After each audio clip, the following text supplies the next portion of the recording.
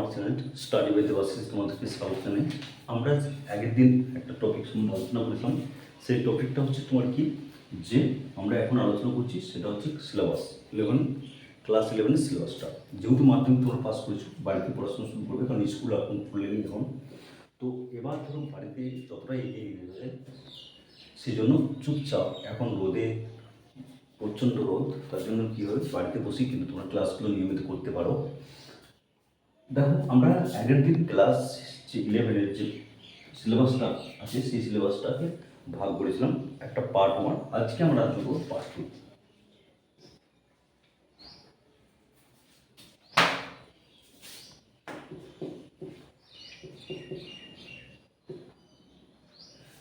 যদি আমি সিলেবাসগুলোকে পার্ট ভাবে ভাগ করছি, কারণ ভিডিওটা পার্টে দিতে সুবিধা, কারণ তোমাদের বুঝতে পারবে, যেহেতু ডিটেলসে আমি আলোচনা করছি। যদি আমি এই যে তোমাদের যে অফিসিয়াল ওয়েবসাইট থেকে যে সিলেবাসটা পাওয়া যায়, সেই সিলেবাসটা তোমরা ডাউনলোড করে নেবে, তাতে কি তোমাদের সুবিধা। আর হচ্ছে ধরো এই যে পার্ট 2, এখানে কিন্তু আমরা পার্ট 1-এ আমরা আলোচনা করেছিলাম ফিজিক্যাল জিওগ্রাফি, অর্থাৎ কি প্রাকৃতিক ভূগোল। প্রাকৃতিক ভূগোলের কোন কোন পার্টগুলো তোমরা পড়বে, সেগুলো সবই কিন্তু আমরা জেনে গেছি আগের ভিডিওটা দেখতে পারো, ডিসক্রিপশনে হয়তো দিয়ে দেবো। তারপর দেখো, এখানে আমরা দেখলাম যে মার্কস ডিস্ট্রিবিউশন যেটা রয়েছে সেটা এমসিকিউ এবং এসসিকিউ ওয়াইজ। এবার ধরো এই যে এমসিকিউ, এগুলো সবই কিন্তু 1 নাম্বার। সেই 1 নাম্বারগুলোকে একটা সেমিস্টারে ভাগ করেছে, যতগুলো ছোটো ছোটো কোশ্চেন আছে। আর যেগুলো একটু বড় কোশ্চেন সেইগুলোকে কিন্তু একটা সেমিস্টারে ভাগ করেছে। অর্থাৎ কি 11টাকে আমরা জানি দুটো সেমিস্টারে ভাগ করেছে, একটা সেমিস্টার 1, একটা সেমিস্টার 2। তো আমরা আজকে যে সেমিস্টার 1-এরই পার্টটা আমি তোমার কি হচ্ছে এখানে পার্ট 2, সেমিস্টার 1-এরই পার্ট 2। অর্থাৎ আমরা আগের দিন আলোচনা করেছিলাম তোমার ফিজিক্যাল জিওগ্রাফি। আমরা কি করেছিলাম, ফিজিক্যাল জিওগ্রাফি নিয়ে আলোচনা হয়ে গেছে আমাদের, ঠিক আছে। এবার ফিজিক্যাল জিওগ্রাফি নিয়ে আলোচনা হয়ে গেছে, আমরা দেখেছি এখানে 15 নম্বর পাচ্ছি। সেই 15 নম্বর কোন কোন বিষয়গুলোর উপর পাচ্ছি, কোন কোন বিষয়গুলো আমাদের পড়তে হবে, সেগুলো আমরা জেনে গেছি। আজকে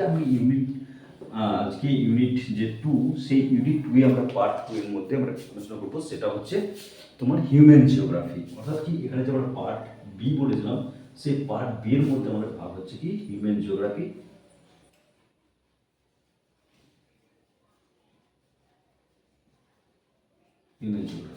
এই যে হিউম্যান জিওগ্রাফি, এই যে পার্টটাই আমরা আজকে দেখবো। সেটা হচ্ছে কি, দেখো এখানে যারা এটা প্রিন্ট আউট করে নিয়েছো তাদের ভালো, আর যারা প্রিন্ট আউট করেনি তারা এখানে জাস্ট আমি কিছু লিখে দিচ্ছি, সেগুলো সম্বন্ধেই পড়বে। আর যেহেতু আমরা ক্লাসে আলোচনা করব, দেখো এখানে হচ্ছে কনসেপ্ট অফ, এখানে যে স্কোপ অ্যান্ড কন্টেন্ট, এখানে যে ফার্স্ট যেটা পড়বো আমরা scope and content, CONTENT, scope and content of human geography। তাহলে আমরা এই যে চ্যাপ্টারের এখানে যে প্রথম শুরু হবে, সেটা হচ্ছে কি হচ্ছে এর বিস্তার, বা তোমার বলতে পারো যে তোমার বিস্তার কতটা, বা তোমার এখানে বিষয়বস্তু কি, এইগুলো সম্বন্ধে সব কিছু আমরা কিন্তু জানবো। এর যে পরিধি, অ্যাকচুয়ালি এটা পরিধি কতটা, এবং কন্টেন্টটা কি তোমরা জানবো। তাহলে এই চ্যাপ্টারের মধ্যে প্রথম যেটা আমরা জানতে পারবো, যেটা হিউম্যান জিওগ্রাফির পরিধি কতটা এবং হিউম্যান জিওগ্রাফির বিষয়বস্তু বা হিউম্যান জিওগ্রাফি কি, এগুলো সম্বন্ধে সব এখানের মধ্যে জানবো। নেক্সট যেটা পয়েন্টের মধ্যে পড়ছে, ওই জায়গার মধ্যেই পড়ছে, ইউনিটের মধ্যে পড়ছে, ইউনিট 1-এ। এই যে হিউম্যান জিওগ্রাফির পয়েন্টটাকে দুটো ইউনিটে ভাগ করেছে, একটা ইউনিট 1, একটা unit 2।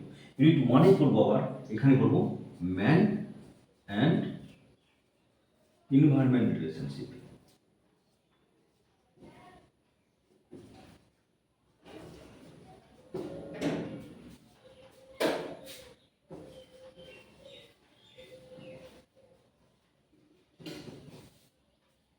Man and environment relationship, ঠিক আছে। ম্যান অ্যান্ড এনভায়রনমেন্ট রিলেশনশিপ অর্থাৎ কি মানুষ এবং তার যে সেই পরিবেশে বসবাস করছে, সেই পরিবেশের মধ্যে বসবাস করার জন্য সেখানে তার সম্পর্ক কী, সেইগুলো সম্পর্কে আমরা এখানে জানবো।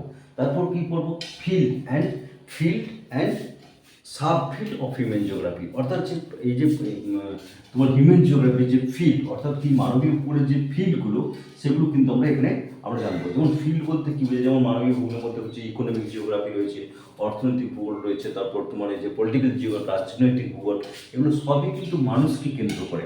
অর্থাৎ তারপর সামাজিক ভূগোল রয়েছে, এগুলো সবই কিন্তু মানুষকে কেন্দ্র করে।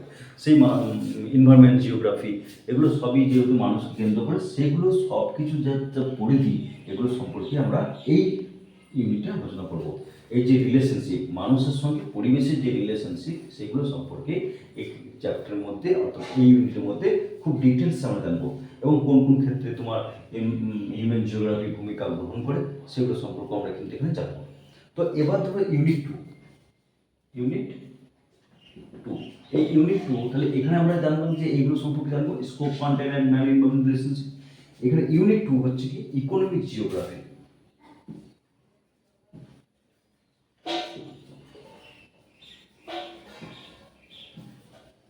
এই ইকোনমিক জিওগ্রাফি এই ইউনিট টু এর মধ্যে রেখেছে। এই ইকোনমিক জিওগ্রাফি হচ্ছে মানুষকে কেন্দ্র করে গড়ে ওঠা, অর্থাৎ কি মানুষ যে সমস্ত কাজগুলো করে অর্থনৈতিক দিক থেকে উন্নত হয় বা অর্থনীতি উন্নতি করে, সেইগুলো সম্পর্কে আমরা এই যে ইউনিটে আছে, সেই ইউনিটে আমরা কিন্তু পড়ব। যেমন ধরো এখানে রয়েছে ক্লাসিফিকেশন অফ ইকোনমিক অ্যাক্টিভিটি, অর্থাৎ যে মানুষ যে এই যে আর্থিক উন্নতি করছে বা এই যে সমাজটা আর্থিক দিক থেকে উন্নতি করছে, সেটা কি কারণে করছে। কারণ কতগুলো হচ্ছে ক্লাসিফিকেশন অফ ইকোনমিক অ্যাক্টিভিটি, মানুষ এই যে ক্লাসিফিকেশন, অর্থাৎ কি বিশ্লেষণ বা তোমার ভাগ করছে। ক্লাসিফিকেশন, ধরো ক্লাসিফিকেশন অফ ইকোনমিক অ্যাক্টিভিটিস, ঠিক আছে। তাহলে মানুষের কি কি কারণগুলো বা মানুষ কি কি ইকোনমিক অ্যাক্টিভিটি, কি কি অর্থনৈতিক ক্রিয়াকলাপগুলো করে থাকে। যেমন ধরো এখানে আমরা দেখেছিলাম যেটা তোমার কি হচ্ছে প্রাইমারি হচ্ছে কি প্রাথমিক রয়েছে, প্রাথমিক ক্রিয়াকলাপগুলো এখানে আলোচনা করা হবে। তারপর তোমার প্রাইমারি, সেকেন্ডারি ক্রিয়াকলাপগুলো এখানে তোমার আলোচনা করা হবে। তারপর নেক্সট যে এইখানে দেখো প্রাইমারিটা রয়েছে, তারপর হচ্ছে সেকেন্ডারি অ্যাক্টিভিটিগুলো, সাধারণত সেকেন্ডারি ক্রিয়াকলাপগুলো হবে আর এখানে বলা হয়েছে। তারপর হচ্ছে তোমার হচ্ছে টার্সিয়ারি এবং কোয়াটারনারি,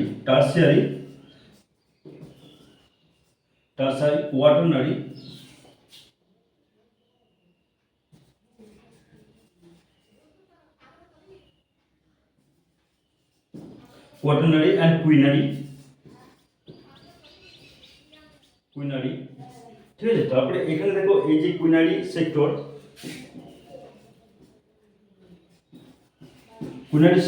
এবং ক্যারেক্টারিস্টিক এবং এক্সাম্পল, তাহলে এখানে যে উদাহরণ এবং বৈশিষ্ট্য অনুসারে এইগুলো যে আলোচনা করা যায়, এবং বা প্রাইমারি প্রাথমিক অর্থনৈতিক ক্রিয়াকলাপ, যে এই যে সেকেন্ডারি অর্থনৈতিক ক্রিয়াকলাপ, যে এই যে তোমার শিল্প, এই যে তোমার যে এক্সিকিউটিভ অফিসার আছে তাদের যে, তারপর ধরো এই যে কৃষিকাজের উপর নির্ভর করা, এই সমস্ত রকমের আইটি সেক্টর যেগুলো রয়েছে, সেগুলো সব কিন্তু এই ক্রিয়াকলাপের অন্তর্ভুক্ত। কারণ মানুষের অর্থনৈতিক এখান থেকে উপার্জন হয়, বা অর্থনৈতিক দিক থেকে কোনো দেশকে এগিয়ে নিয়ে যাওয়ার জন্য এই ইকোনমিক অ্যাক্টিভিটিগুলো অত্যন্ত প্রয়োজনীয়। তার জন্য কি হচ্ছে, এইখানে যে তোমাদের যে এই ইউনিট, অর্থাৎ ইউনিট 2 এর মধ্যে যে টপিকটা সম্বন্ধে বেশি বলা হয়েছে, সেটা হচ্ছে তোমার প্রাইমারি অ্যাক্টিভিটি। অর্থাৎ কি প্রাইমারি অ্যাক্টিভিটি অর্থাৎ প্রাথমিক যে ক্রিয়াকলাপগুলি রয়েছে, প্রাথমিক ক্রিয়াকলাপের মধ্যে আমরা জানি সাধারণত সব থেকে বেশি যেটা হচ্ছে গুরুত্বপূর্ণ, সেটা হচ্ছে এগ্রিকালচার বা কৃষিকাজ। তো এই যে কৃষিকাজ, দেখো এখানে প্রাইমারি অ্যাক্টিভিটিগুলো, এখানে যে ইউনিট 2 এর মধ্যে ধরো এই যে টপিকটা ইকোনমিক জিওগ্রাফির, এখানে বলছে তোমার প্রাইমারি অ্যাক্টিভিটিস,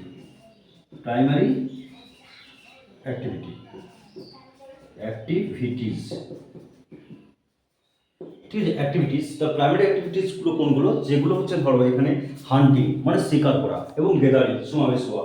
এই যে হান্টিং, গ্যাদারিং এবং হচ্ছে তোমার পাস্টোরালিজম, এই যে পশুচারণ, তারপর হচ্ছে এগ্রিকালচার সেক্টর, যেমন হচ্ছে এগ্রিকালচার যে কৃষিকাজগুলো রয়েছে, তাহলে হান্টিং মানে শিকার, ঠিক আছে। তারপর হচ্ছে কি গ্যাদারিং, তারপর হচ্ছে তোমার এখানে গ্যাদারিং আছে। তারপর হচ্ছে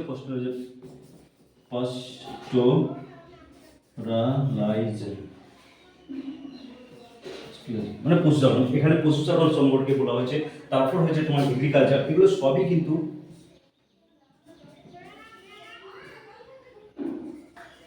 এগ্রিকালচার। এই এগ্রিকালচারের মধ্যে তোমার হচ্ছে সাবসিস্ট, এখানে যে এগ্রিকালচারগুলো রয়েছে সেখানে হচ্ছে সাবসিস্টেন্সি, তারপরে হচ্ছে তোমার এখানে কমার্শিয়াল কৃষি। এই এই এগ্রিকালচারের টপিকটা দিয়ে হচ্ছে সাবসিস্টেন্ট, তারপর হচ্ছে কমার্শিয়াল, তারপর হচ্ছে তোমার এখানে হচ্ছে কমার্শিয়াল, তারপর হচ্ছে তোমার এখানে মিক্সড কৃষি অর্থাৎ মিশ্র কৃষি, মিক্সড এগ্রিকালচার। তারপর এখানে তোমার হচ্ছে মার্কেট গার্ডেনিং, অর্থাৎ মার্কেট বেসিসে যে সমস্ত গার্ডেনগুলো হয়, মার্কেট গার্ডেনিং, হ্যাঁ, মার্কেট গার্ডেনিং রয়েছে। তারপর এখানে তোমার এই যে এগুলো ডেয়ারি ফার্মিং,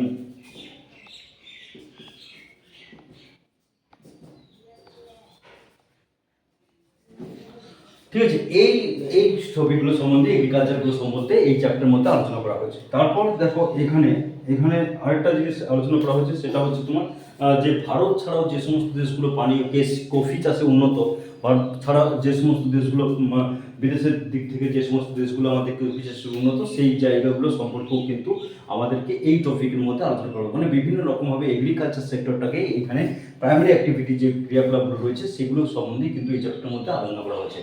তাহলে এই যে তোমার বিভিন্ন রকমের খনি, খনন করা, সেই খননের মাইনিং যে ইফেক্ট, যেগুলো পরিবেশের উপর কী প্রভাব ফেলে, এগুলো সম্পর্কে যে ডিটেলসে আলোচনা করা হয়েছে সেগুলো সবই কিন্তু এই চ্যাপ্টারের মধ্যে আমরা পড়বো।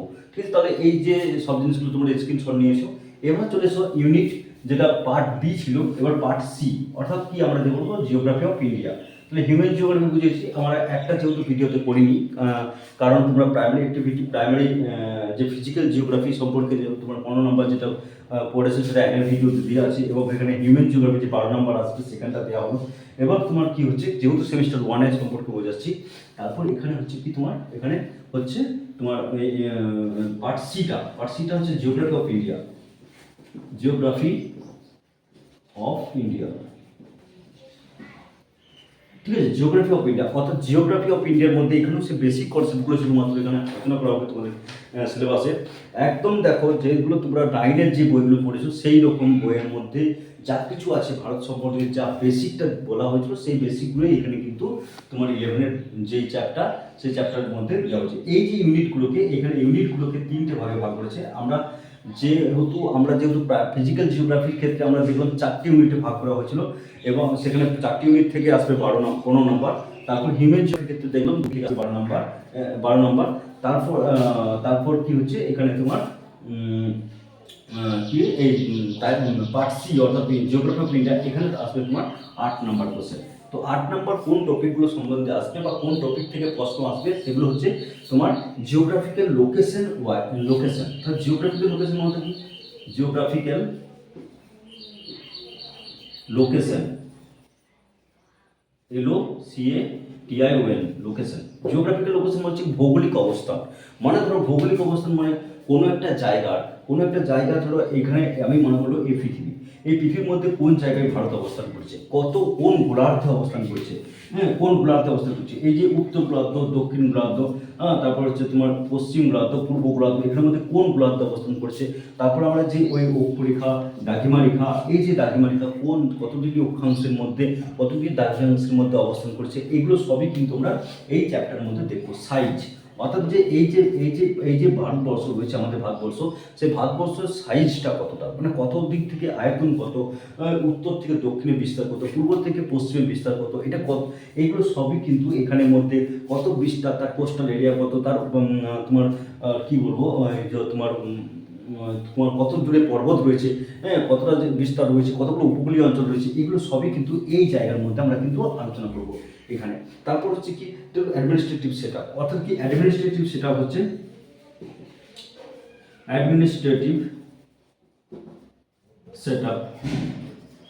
এই যে অ্যাডমিনিস্ট্রেটিভ সেটআপ, এখানের মধ্যে কি পড়ছে, এখানে মধ্যে কোন রাজ্যটা কতগুলো রাজ্য নিয়ে গড়ে উঠেছে ভারতবর্ষ, তারপর কোন রাজ্য কত সালে গড়ে উঠেছে, কোন রাজ্যের সঙ্গে কোন রাজ্য তোমার ভাগ হয়ে গড়ে উঠেছে, ভারতবর্ষের মধ্যে কতগুলি রাজ্য আছে, কতগুলি অঙ্গরাজ্য আছে, হ্যাঁ এইগুলো সবই কিন্তু আমরা অ্যাডমিনিস্ট্রেটিভ স্ট্যাটাসের মধ্যে আমরা দেখবো। কত সালে ভারতবর্ষটি স্থাপন হয়েছিল, মানে সরি ভারতবর্ষ ভাগ হয়েছিল, কত সালে স্বাধীন হয়েছিল, এগুলো সবই কিন্তু আমরা এই যে অ্যাডমিনিস্ট্রেটিভ সেট আপ এগুলো সম্বন্ধে আমরা কিন্তু এখানে একটু আলোচনা করে দেবো। ঠিক আছে, তারপর হচ্ছে কিন্তু নাইবারিং অর্থাৎ নাইবারিং কান্ট্রিজ অর্থাৎ কি তার প্রতিবেশী দেশ, অর্থাৎ ভারতবর্ষ যে অবস্থান করেছে সেই ভারতবর্ষের মধ্যে উত্তর দিকে কোন দেশ আছে, দক্ষিণ দিকে কোন দেশ আছে, পূর্ব দিকে কোন দেশ আছে, পশ্চিম দিকে কোন দেশ আছে, কোন দেশের সঙ্গে কতটা বিস্তার, কোন দেশের সঙ্গে কতটা তোমার কোন দেশের সঙ্গে তোমার কতটা বাণিজ্যিক ট্রানজেকশন, এই যে বিভিন্ন রকমের যে আলোচনাগুলো সেগুলো কিন্তু এখানের মধ্যে আমরা আলোচনা করতে পারবো। ঠিক আছে, তাহলে এই সিলেবাসটা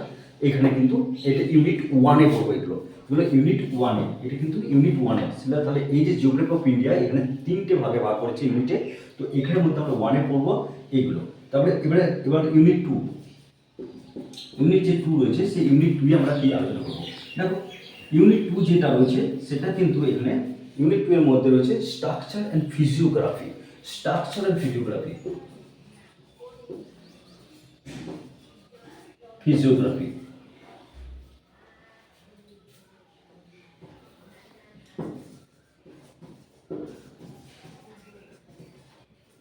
তাহলে এই যে স্ট্রাকচার অর্থাৎ গঠন এবং হচ্ছে ভৌগোলিক দিক যে গঠনটা রয়েছে সেই গঠন সম্পর্কে আমরা কিন্তু এখানে কিন্তু আমরা জানবো। তার তোমার গঠন, তারপর সমস্ত রকমের গঠনটা এখানে যে গঠনটা গড়ে উঠেছে সেগুলো যেমন তার যে প্রকৃতিটি কেমন, তার মানে হচ্ছে কি যে ভারতবর্ষ যে গঠিত হয়েছে, ভারতবর্ষের উত্তর দিকে কী আছে, দক্ষিণ দিকে কী আছে, ভারতের পূর্ব দিকে পশ্চিম দিকে আছে, ভারতবর্ষের কোন দিকে পাহাড় কতটা উঁচু, কোন দিকে ভারতবর্ষের যে দ্বীপগুলো রয়েছে, ভারতবর্ষের যে দ্বীপপুঞ্জ রয়েছে নিচে সেই আন্দামান নিকোবর দ্বীপপুঞ্জ, লাক্ষাদ্বীপ, এই যে দ্বীপগুলো রয়েছে, তারপর উপকূলীয় অঞ্চল, তারপর কোনখানে ভারতবর্ষের কোন মাঝ অংশে যে তোমার মালভূমি এলাকা রয়েছে সেই মালভূমি এলাকা থেকে কতগুলি নদী গেছে, এইগুলো সব ডিটেলসে আমরা এখানে কিন্তু আমরা জানবো। ঠিক আছে, এগুলো কোনখানে পার্বত্য অঞ্চলগুলো কোথায়, এগুলো সবই কিন্তু এই ফিজিওগ্রাফি স্ট্রাকচারের মধ্যে, ভারতবর্ষের কোন দিক থেকে কোন দিকে ঢাল বেশি, এগুলো সবই কিন্তু এই ফিজিওগ্রাফি স্ট্রাকচার এবং ফিজিওগ্রাফির মধ্যে আমরা পড়বো। সেইগুলো এখানে কিন্তু বলা হয়েছে যে physiography division of India special reference the tectonic systems peninsula extra peninsula, অর্থাৎ কি যে এই যে প্লেটু অর্থাৎ যে পেনিনসুলা অর্থাৎ যে এই যে প্রভিন্সগুলো রয়েছে, অর্থাৎ কি যে তোমার রয়েছে ইন্ডোজেনেটিক অর্থাৎ গঙ্গা ব্রহ্মপুত্র সমভূমি, এই যে এগুলো রয়েছে, তারপর রয়েছে তোমার কোনগুলো যে হচ্ছে তোমার বিন্ধ্য পর্বত রয়েছে, আরাবল্লী পর্বত রয়েছে, এই যে পর্বতগুলো রয়েছে, হিমালয় পর্বত রয়েছে, এগুলো সবই সম্পর্কে আমরা কিন্তু এখান থেকে এই যে টপিক ইউনিট 2 এখান থেকে আমরা দেখবো। ঠিক আছে, তারপর ইউনিট যে 3 ইউনিট 3, তাহলে ইউনিট 3, এই ইউনিট 3-তে ভাগ করেছে ড্রেনেজ সিস্টেম, অর্থাৎ ইন্ডিয়ার যে ভারতবর্ষের যে ড্রেনেজ অর্থাৎ নদী অর্থাৎ যে ড্রেনেজ সিস্টেমটা এখানে আলোচনা করা হয়েছে।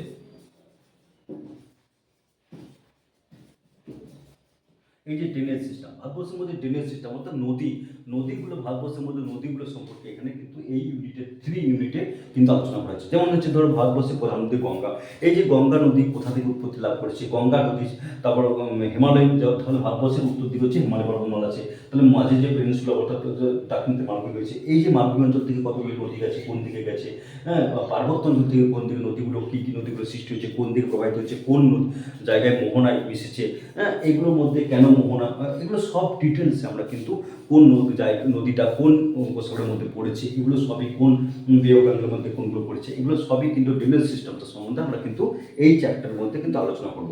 কোনগুলো হিমালয়ের নদী, কোনগুলো পেনিনসুলার নদী, এগুলো সবই কিন্তু এইখানের মধ্যে এই যে ইউনিট রয়েছে এই ইউনিটটির মধ্যে আলোচনা করা হয়েছে। তাহলে আমরা কি বুঝতে পারলাম যে আমাদের যে ইউনিট অর্থাৎ কি সিলেবাসটা কিন্তু খুবই কঠিন নয়, একদম সোজা বা একদম তোমার বেসিক কনসেপ্ট নিয়ে আলোচনা করেছে সেমিস্টার 1টা, যেহেতু এমসিকিউ কিন্তু পুঙ্খানুপুঙ্খভাবে বই তোমাদেরকে পড়তে হবে, বই যদি না তোমরা ফলো করো তাহলে কিন্তু একটাও এমসিকিউ পারবে না। আর জিওগ্রাফি এমন একটা সাবজেক্ট যে সাবজেক্টে তুমি পড়তে মজা লাগবে, আর তোমার কি হচ্ছে তোমার কি বলবো, এটা কিন্তু কমন বলে কোনো জিনিস হয় না, এখানে এমসিকিউ কমন দেওয়া যাবে না, কারণ কনসেপ্ট যদি তোমার ক্লিয়ার থাকে তাহলে তুমি সমস্ত এমসিকিউ উত্তর করতে পারবে। যেমন ধরো তোমাকে যদি বলা হয় যে ভারতবর্ষের নদীগুলি, বড় ভারতবর্ষের কোন দিকটা উঁচুতে অবস্থিত। ভারতবর্ষে ধরো একটা কলকাতা বলা হলো, ভারতবর্ষের মধ্যে দিল্লি বলা হলো, ভারতবর্ষে পাটনা বলা হলো, তাহলে এখানের মধ্যে কোনটা সব থেকে বেশি উঁচুতে অবস্থিত, এটা তোমাকে যদি প্রশ্ন করা হয়, তুমি এমসিকিউ তুমি কোথায় পড়বে বলো? তাহলে এখানে তোমাকে বলতে হবে একটা নলেজ থেকে যে জল সবসময় নিচের দিকে বয়ে যায়, তাহলে সবসময় যে বঙ্গোপসাগর রয়েছে তাহলে এই দিক থেকে বয়ে বয়ে আসে, দিল্লি সব থেকে কলকাতা থেকে নিশ্চয়ই উপরে অবস্থিত, উঁচুতে অবস্থিত। এরকমভাবে কিন্তু কনসেপ্ট যখন ক্লিয়ার হয়ে যাবে তখন কিন্তু প্রত্যেকটি কোশ্চেন তোমরা কিন্তু সম্পূর্ণভাবে তোমরা পারবে। ঠিক আছে, অতএব কনসেপ্টটা আমাদেরকে ক্লিয়ার করতে হবে। তার জন্যই কিন্তু আমি সিলেবাসগুলোকে এইরকমভাবে বলছি। ঠিক আছে, এখানে ভিডিওটা অনেক বড় হয়ে যাচ্ছে।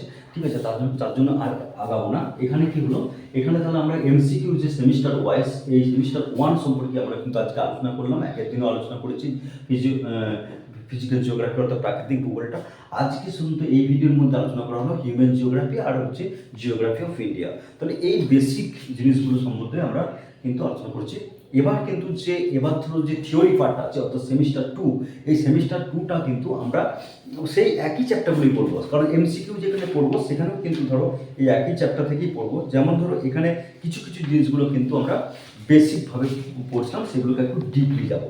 যেমন ধরো এখানে যেমন হচ্ছে আর একটু যেমন ধরো তোমার এখানে জিওমর্ফিক যে প্রসেসগুলো ছিল, এখানে থিওরিটিক্যাল একটু পার্টগুলো একটু আলাদা আলাদা করে পড়বো, সেগুলো সেই বিষয়ে আলোচনা করবো। যখন এই পার্টটা আলোচনা করবো তখন যদি আমি এখন যদি তোমাদেরকে বলে ফেলি তাহলে তোমাদের গুলিয়ে যাবে। ঠিক আছে, তাতে আমরা সেমিস্টার 2টা আলাদা অন্যদিন আমরা আলোচনা করবো এবং সেই সেমিস্টার 2টা কমপ্লিট করবো। আজকে আমি যেহেতু এই সেমিস্টার 1টা কমপ্লিট করলাম, এবার পরবর্তী যে ভিডিওগুলো হবে সেগুলো সব সেমিস্টার 1-এর ভিত্তিতেই হবে।